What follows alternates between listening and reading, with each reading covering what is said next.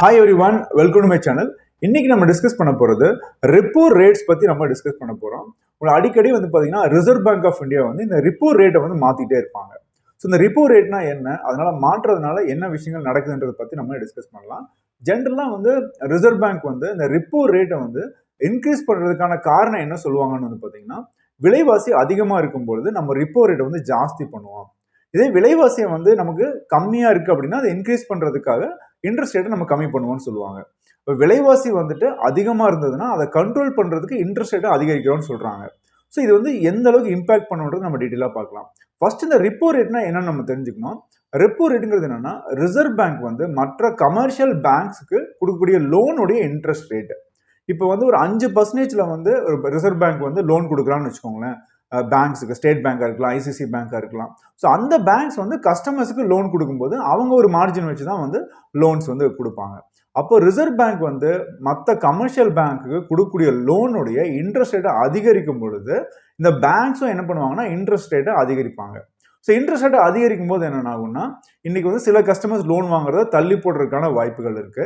இன்னொன்று பேங்க்ஸை என்ன பண்ணுவாங்கன்னா, இன்ட்ரெஸ்ட் ரேட் அதிகரிக்கும் போது ரிசர்வ் பேங்க் இருந்து பணம் வாங்குறத கம்மி பண்ணுவாங்க. ஸோ லோன் வாங்குறத கம்மி பண்ணுவாங்க. இப்போ லோன் வாங்குறத கம்மி பண்ணும்போது என்ன ஆகும்னா, பேங்க்ஸ் கிட்ட வந்து கம்மியாக தான் பணம் இருக்கும். அப்போ போன மாசத்தை விட இந்த மாசம் வந்து அந்த அமௌண்ட் வந்து கம்மியா இருக்கும்போது என்ன ஆகும்னா, அவங்களோட பாரோயிங் கம்மியாகும். ஸோ மக்கள்கிட்ட வந்து பணப்புழக்கம் கம்மியாகும். ஸோ அப்போ வந்து பணப்புழக்கம் கம்மியாகும் போது என்னன்னா, எல்லா பொருட்களும் சேல்ஸ் ஆகாது. இப்போ டிமாண்ட் அதிகமாக இருக்கு அப்படின்னா, இன்னைக்கு ஒரு பொருளை வந்து பார்த்தீங்கன்னா விலையை குறைக்க மாட்டாங்க. ஸோ அதிகரிச்சு கூட விற்பாங்க. பட் இன்கேஸ் வந்து மக்கள்கிட்ட பணம் கம்மியா இருக்கு, பாரோயிங் கம்மியா இருக்கு அப்படின்னா, பொருள் வந்து சேல்ஸ் நடக்காது. ஒரு ரெஃப்ரிஜிரேட்டரா இருக்கலாம், ஒரு 2 வீலர் சேல்ஸா இருக்கலாம், கார் சேல்ஸா இருக்கலாம். அப்போ வந்து லோன்ஸ் நிறைய பேங்க்ஸ் கொடுக்காத போது மக்கள்கிட்ட பணம் குறைவா இருக்கும். அப்போ என்ன ஆகும்னா, ப்ராடக்ட்ஸ் வந்து சேல்ஸ் ஆகாம நிற்கும். அப்போ நிறுவனங்கள் என்ன பண்ணுவாங்கன்னா, பொருட்களை சேல்ஸ் பண்ணுன்றதுக்காக ப்ரைஸை ரெடியூஸ் பண்ணுவாங்க. டிஸ்கவுண்ட்ஸ் கொடுப்பாங்க, நிறைய ஆஃபர்ஸ் கொடுப்பாங்க. காம்படிஷனில் சேல்ஸ் பண்ணுன்றதுக்காக நிறைய ப்ரைஸை கம்மி பண்ணுவாங்க. அப்போ ஆட்டோமேட்டிக்காக ப்ரைஸஸ் வந்து கண்ட்ரோல் ஆகும். அப்போ இன்ஃப்ளேஷனை வந்து கண்ட்ரோல் பண்ணுறதுக்கு இன்ட்ரெஸ்ட் ரேட்டை இன்க்ரீஸ் பண்ணுறது ஒரு வந்து மெத்தட். ஸோ இப்படி சொல்கிறாங்களே, இது உண்மையில நடந்திருக்கா அப்படின்னு நம்ம டேட்டா வச்சு பார்க்கலாம். லாஸ்ட் இயர் வந்து பார்த்தீங்கன்னா ஏப்ரல் 2022 இன்ஃப்ளேஷன் ரேட் வந்து பார்த்தீங்கன்னா 7.8% இருந்தது. ஸோ ரொம்ப ஹையாக இருந்தது. அப்போ அந்த 7.8% வந்து இருக்கும் பொழுது மே மாதம் என்ன பண்ணாங்கன்னா, இன்ட்ரெஸ்ட் ரேட்டை ரெப்போ ரேட்டை வந்து இன்க்ரீஸ் பண்ணுறாங்க ஆர்பிஐ. அப்போ வந்து 0.4% தான் இன்க்ரீஸ் பண்ணாங்க. அதுக்கப்புறம் வந்து பார்த்தீங்கன்னா ஜூன் மாதத்தில், ஆகஸ்ட்டில், செப்டம்பரில், இப்போ டிசம்பரில் கூட ஒவ்வொரு தடவையும் 0.5% இன்க்ரீஸ் பண்ணிட்டாங்க. ஸோ இந்த வருஷம் மட்டுமே 2.4% வந்து ரெப்போ ரேட்டை வந்து இன்க்ரீஸ் பண்ணியிருக்காங்க. அதாவது ரிசர்வ் பேங்க் வந்து மற்ற கமர்ஷியல் பேங்க்ஸுக்கு கொடுக்கக்கூடிய லோனுக்கான இன்ட்ரெஸ்ட் ரேட்டை அதிகரிக்கிறாங்க. அப்போ என்ன ஆகும்னா, ஆட்டோமேட்டிக்காக மற்ற பேங்க்ஸ்லாம் என்ன பண்ணுவாங்கன்னா, ஒன்று கொடுக்குற லோனை கம்மி பண்ணுவாங்க, இல்லை என்ன பண்ணுவாங்கன்னா அந்த ரூல்ஸ் எல்லாம் ரொம்ப ஸ்ட்ரிக்ட் பண்ணுவாங்க. எல்லா கஸ்டமர்ஸுக்கும் ஜென்ரலாக கொடுக்க மாட்டாங்க. ரொம்ப எலிஜிபிளான கஸ்டமர்ஸ்க்கு மட்டும்தான் லோன்ஸ் கொடுப்பாங்க. நெக்ஸ்ட் அதே மாதிரி கஸ்டமர்ஸும் என்ன பண்ணுவாங்கன்னா, தேவை இருந்தால் தான் வாங்குவாங்க. இன்ட்ரெஸ்ட் ரேட் அதிகரிக்கும் போது என்ன பண்ணுவாங்கன்னா, இன்னும் கொஞ்ச நாள் கழிச்சு வாங்கிக்கலாம்னு நினைப்பாங்க. ரொம்ப இம்பார்ட்டன்டான பொருளாக இருக்குன்னு மட்டும்தான் மக்கள் வந்து லோன் போவாங்க. அதர்வைஸ் லோனை போஸ்ட்போன் பண்ணுறதுக்கான சான்சஸ் நிறைய இருக்கு. ஸோ அப்படி இருக்கும்போது இன்ஃப்ளேஷன் ரேட் ரெடியூஸ் ஆயிருக்கு. இப்போ பார்த்தீங்கன்னா 7.8 இருந்து இப்போ இன்ஃப்ளேஷன் ரேட் வந்து பார்த்தீங்கன்னா 5.7% இருக்கு. இந்த இன்ஃப்ளேஷன் ரேட்ன்றது ஒரு ஜஸ்ட் ஒரு இண்டிகேட்டர் தான். பொருட்களுடைய விலை வந்து இன்க்ரீஸ் ஆயிருக்கா இல்லையான்ற இண்டிகேட்டர் தான். பட் நம்ம வந்து உண்மையிலே வந்து இன்ஃப்ளேஷனை வந்து மேனேஜ் பண்ணணும் அப்படின்னு வந்து பார்த்தீங்கன்னா, ஒன்று வந்து பேசிக் இன்ஃப்ளேஷன், அதை வந்து நம்ம கண்ட்ரோல் பண்ண முடியாது. இப்போ வந்து ஒரு பொருள் அரிசி விலையோ, பருப்பு விலையோ, இல்லை ரொம்ப அத்தியாவசியமான பொருட்களுடைய விலை அதிகரிக்குதுன்னா நம்ம ஒன்றும் செய்ய முடியாது. ஆனால் நம்ம சில பொருட்கள் நம்ம வாங்கும்போது, இப்போ நம்ம வந்து ஒரு ஷர்ட் வாங்குறோம், ஒரு கார் வாங்குறோம், இல்லை ஒரு 2 வீலர் வாங்குறோம், இல்லை வீட்டுக்கு தேவையான ரெஃப்ரிஜிரேட்டர் வாங்குறோம் அப்படின்னா, நம்ம ஒரு பொருளுக்கு ஒரு பட்ஜெட்டோட நம்ம ஒரு கடைக்கு போயிருப்போம். ஒரு 20,000 ரூபாய்க்கு ஒரு நம்ம ரெஃப்ரிஜிரேட்டர் வாங்கலாம் நம்ம போயிருப்போம். ஆனால் அப்போ என்ன பண்ணுவாங்கன்னா, லேட்டஸ்ட் பிராண்ட் வந்திருக்கு அப்படின்னு சொல்லுவாங்க, 24,000 அப்படின்னு சொல்லுவாங்க. அப்போ நம்ம என்ன பண்ணுவோம், லேட்டஸ்ட் பிராண்டாக இருக்கட்டும் சொல்லிட்டு நம்ம 24,000 கொடுத்து வாங்குவோம். இதுக்கு பேர் என்னன்னா லைஃப் ஸ்டைல் இன்ஃப்ளேஷன். நார்மலாக ஒரு பொருளுடைய விலை இன்க்ரீஸ் ஆயிருக்குன்னா அது ஓகே, அதை மேனேஜ் பண்ணலாம்.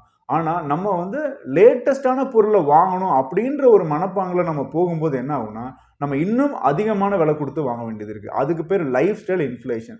ஸோ அதை வந்து கண்ட்ரோல் கண்டிப்பாக நம்மளால பண்ண முடியும். கொஞ்சம் யோசிச்சு பாருங்க. இப்போ நீங்கள் வந்து ஒரு லேட்டஸ்ட் மாடல் ரெஃப்ரிஜரேட்டர் வாங்குறீங்க, ஒரு 6 மாதம் கழிச்சு இன்னொரு லேட்டஸ்ட் மாடல் கண்டிப்பாக மார்க்கெட்டில் வரும். அதை நம்ம போய் வாங்க முடியுமா? ஏன்னா நீங்கள் வாங்கிட்டீங்க. ஸோ இன்னும் வாங்க முடியாது. சிமிலர்லி இப்போ ஒரு 6 மாதத்துக்கு முன்னாலே ஒரு பிராண்ட் வந்திருக்கு, ஒரு மாடல் வந்திருக்கு, அது நல்ல மாடலாக இருக்குது, நீங்கள் மார்க்கெட்டில் ரிவ்யூ பார்க்குறீங்க, மார்க்கெட் நல்ல பொருளாக இருக்குது, நல்ல ரிவ்யூஸ் எல்லாம் போயிருக்கு அப்படின்னா அந்த பொருளே நம்ம வாங்கலாம். ஸோ அதெல்லாம் தப்பே கிடையாது. ஸோ அப்போ நீங்கள் ஒரு பொருளை வாங்க போகும்போது நமக்கு அந்த டைமில் வந்து அதிக விலை கொடுத்து வாங்குறதுக்காக தான் அங்கே மார்க்கெட்டிங் எக்ஸிக்யூட்டிவ்ஸ் எல்லாம் புஷ் பண்ணுவாங்க. பட் நம்ம இமோஷனை கண்ட்ரோல் பண்ணிட்டு இந்த பொருள் நமக்கு உண்மையிலேயே தேவையா, ஒரு 6 மாதம் கழிச்சு இந்த பொருளும் அவுடேட்டட் ஆகும். ஸோ இதுக்கு முன்னாடி இருந்த பிராண்டு இல்லை இதுக்கு முன்னாடி இருந்த ஒரு மாடல் வந்து இப்போ நல்லா போயிட்டு இருக்கு, எந்த கம்ப்ளைண்ட்டும் இல்லை அப்படின்றத உறுதிப்படுத்திட்டு அந்த பொருளை நீங்கள் வாங்கினீங்கன்னா சில இன்ஃப்ளேஷன், இந்த மாதிரி லைஃப் ஸ்டைல் இன்ஃப்ளேஷனை நம்ம வந்து கண்ட்ரோல் பண்ண முடியும். அத்தியாவசிய பொருட்களுடைய விலை அதிகரிக்கிறதும் குறைக்கிறதையும் கண்ட்ரோல் பண்ணுறது ரிசர்வ் பேங்க்குடைய வேலை. ஆனால் நம்மளுடைய ஃபேமிலி லைஃப் ஸ்டைலை கண்ட்ரோலாக வச்சுக்க வேண்டியது நம்ம பொறுப்பு. ஸோ அதுக்கு வந்து இந்த மாதிரி லைஃப் ஸ்டைல் இன்ஃப்ளேஷனை பார்த்து யோசிச்சு வாங்க. அப்படி வாங்கினீங்கன்னா நம்ம லைஃப் ஸ்டைல் இன்ஃப்ளேஷனுக்கு அடிமையாகாமல் இருக்கலாம், இன்னும் கொஞ்சம் பணத்தை மிச்சப்படுத்தலாம். ரிசர்வ் பேங்க் வந்து இன்ஃப்ளேஷனை கண்ட்ரோல் பண்ணுறதுக்கு ரெப்போ ரேட்டை மட்டும்தான் இன்க்ரீஸ் பண்ணணும்னு அவசியம் கிடையாது. இன்னும் சில மெஷர்ஸ் எல்லாம் இருக்குது. சில சமயங்களில் என்ன பண்ணுவாங்கன்னா இந்த கேஷ் ரிசர்வ் ரேஷியோன்னு சொல்லுவாங்க. இப்போ பேங்க்ஸ் வந்து பார்த்தீங்கன்னா கேஷ் ரிசர்வ் ரேஷியோ அப்படின்னு மெயின்டைன் பண்ணும். இப்போ பேங்க்ஸுக்கு பணம் எப்படி வருது, நம்ம டெபாசிட்ஸ் போடுறோம், அந்த டெபாசிட்ஸ் மூலமாக பேங்க்ஸுக்கு வந்து பணம் வருது. அதே சமயம் பேங்க் வந்து மற்ற பேங்க் கிட்ட இல்லை ஆர்பிஐ கிட்ட கடன் வாங்குவாங்க, அந்த பணம் வந்து பேங்க்ஸுக்கு வரும். அதை தான் இன்னைக்கு வந்து லோன்ஸாக கொடுப்பாங்க. இப்படி பணம் பேங்க்ஸ்குள்ளே வரும்போது எல்லா பணத்தையும் அவங்க லோன்ஸ் கொடுக்க முடியாது. அதில் வந்து கேஷ் ரிசர்வ் ரேஷியோன்னு ஒன்று மெயின்டைன் பண்ணணும். அந்த கேஷ் ரிசர்வ் ரேஷியோ வந்துட்டு இன்க்ரீஸ் பண்ணுறாங்கன்னு வச்சுக்கோங்களேன், ஒரு 5% 7% இன்க்ரீஸ் பண்ணுறாங்கன்னா அப்பவும் வந்து அவங்க வந்து அதிகமான லோன்ஸ் வந்து கொடுக்க முடியாது. ஸோ அது மூலமாக வந்து பார்த்தீங்கன்னா உங்களுக்கு கண்ட்ரோல் பண்ண முடியும் இன்ஃப்ளேஷனை. அப்போ என்னன்னா இன்ட்ரெஸ்ட் ரேட் இன்க்ரீஸ் ஆகாது. இப்போ நமக்கு வந்து ரிசர்வ் பேங்க் வந்து இந்த ரெப்போ ரேட் இன்க்ரீஸ் பண்ணுறதுனால என்ன இம்பாக்ட் இருக்குன்னு வந்து பார்த்தீங்கன்னா, பொதுவாக ஃப்ரெஷ்ஷாக லோன் போகிறவங்களுக்கு இன்ட்ரெஸ்ட் ரேட் கண்டிப்பாக ஜாஸ்தியாக வாய்ப்பு இருக்குது. Personal loan, car loan, housing லோன்லாம் போகும்போது இன்ட்ரெஸ்ட் ரேட் ஜாஸ்தி ஆகும். அது மட்டும் இல்லாமல் எக்ஸிஸ்டிங்காக நம்ம லோன் வாங்கியிருக்கோம், ஹவுசிங் லோன் வாங்கியிருக்கோம் அப்படின்னா ஹவுசிங் லோனில் மட்டுமே வந்து பார்த்தீங்கன்னா இன்ட்ரெஸ்ட் ரேட்டை ஆட்டோமேட்டிக்காக இன்க்ரீஸ் பண்ணுவாங்க. அப்போ இன்க்ரீஸ் பண்ணும்போது என்ன ஆகும்னா நம்மளுடைய இஎம்ஐஸ் வந்து நம்பர் ஆஃப் இஎம்ஐஸ் வந்து அதிகரிக்கும். நீங்கள் 20 வருஷத்துக்கு லோன் போட்டிருக்கீங்க அப்படின்னா அது வந்து இன்ட்ரெஸ்ட் ரேட் இன்க்ரீஸ் பண்ணுறதுனால நமக்கு வந்து 25 வருஷம் லோனாவோ இல்லை 30 வருஷம் லோனாவோ நம்பர் ஆஃப் இன்ஸ்டால்மெண்ட்ஸ் வந்து ஜாஸ்தி ஆகும். ஸோ அதை ரெடியூஸ் பண்ணுறதுக்கு நிறைய ஐடியாஸ் வந்து நான் ஆல்ரெடி போஸ்ட் பண்ணியிருக்கேன். அதனுடைய வீடியோ வந்து டிஸ்கிரிப்ஷனில் லிங்க் இருக்குது. அந்த லிங்கை கிளிக் பண்ணி நீங்கள் அந்த வீடியோ பார்த்தீங்கன்னா இன்னும் கொஞ்சம் பெட்டர் ஐடியா உங்களுக்கு கிடைக்கும். ஹவுசிங் லோனை பொறுத்த வரைக்கும் இந்த மாதிரி பேங்க்ஸ் வந்து ரெப்போ ரேட்டை இன்க்ரீஸ் பண்ணும்போது நம்ம கடைபிடிக்க வர வேண்டிய ஒரே ஒரு ஸ்ட்ராட்டஜி என்னென்னு வந்து பார்த்தீங்கன்னா, டோட்டலாக எவ்வளோ வந்து பிரின்சிபல் அமௌண்ட் நீங்கள் லோன் வாங்கியிருக்கீங்களோ அந்த லோன் அமௌண்ட்டில் ஒரு 5% நீங்கள் 50 லட்ச ரூபா வாங்கியிருக்கீங்கன்னா வருஷத்துக்கு ஒரு 2.5 லட்ச ரூபா இஎம்ஐ போக அடிஷனலாக நீங்கள் பே பண்ணுங்கள். சில பேர் என்ன பே பண்ணுறாங்கன்னா, இப்போ நிறைய பேர் சொல்லும்போது வீடியோஸ்லாம் சொல்லும்போது 12 மந்த்ஸ் பே பண்ணுறதுக்கு பதிலாக 13 மந்த்ஸாக பே பண்ணுங்கள் இஎம்ஐ அப்படின்னு சொல்கிறாங்க. அப்படி 13 மந்த்ஸாக பே பண்ணுறீங்கன்னா அந்த இஎம்ஐ பே பண்ணும்போது என்ன ஆகும்னா அந்த இஎம்ஐல பிரின்சிபல் இன்ட்ரெஸ்ட் ரெண்டும் கலந்து தான் இருக்கும். ஸோ இனிஷியல் பீரியடில் வந்து பார்த்தீங்கன்னா இன்ட்ரெஸ்ட் தான் அதிகமாக இருக்கும். ஸோ அதனால் 13 மந்த்ஸ் இஎம்ஐ பே பண்ணாதீங்க. வருஷத்துக்கு ஒரு 5% வந்து அவுட்ஸ்டாண்டிங் பிரின்சிபல் எவ்வளோ இருக்கோ அதில் 5% வந்து நீங்கள் அடிஷ்னலாக பிரின்சிபல்லேருந்து பே பண்ணீங்க அப்படின்னா உங்களுக்கு சீக்கிரமே பிரின்சிபல் அமௌண்ட் குறையும் போது லோன் டியூரேஷன் வந்து சீக்கிரமே க்ளோஸ் ஆகும். ஸோ இந்த வீடியோ உங்களுக்கு யூஸ்ஃபுல்லாக இருந்திருக்கும்னு நினைக்கிறேன். இந்த வீடியோ பிடிச்சினா ப்ளீஸ் லைக் பண்ணுங்கள், ஃப்ரெண்ட்ஸுக்கு ஷேர் பண்ணுங்கள்.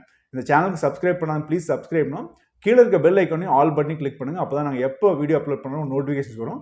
எந்த வீடியோ நீங்கள் மிஸ் பண்ணாமல் பார்க்கலாம். நன்றி, தேங்க்யூ.